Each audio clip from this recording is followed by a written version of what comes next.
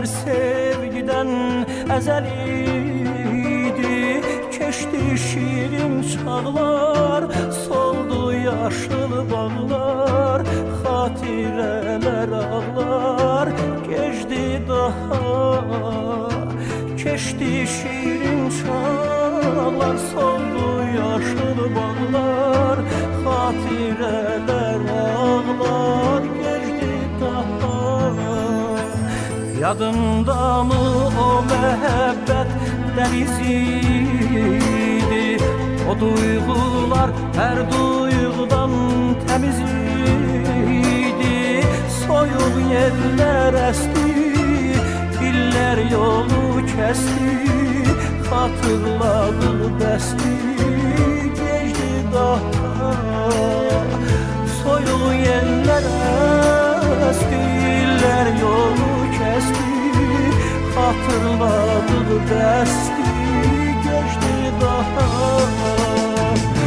Arzular sensiz geçti daha. O günlere dönmek geçti daha. Kafileler ne ister bizden, olan oldu bize, geçti daha. Olan oldu bize, geçti daha.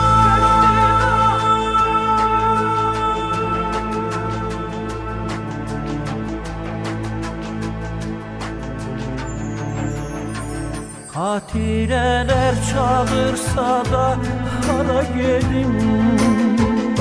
Yadımda mı mən seninle xoşbəxt idim? Olan oldu keçdi, bu hayallar geçti, bir de sevmək geçti, geçti daha. Olan oldu keçdi, bu hayallar geçti, bir de sevmək geçti, geçti daha.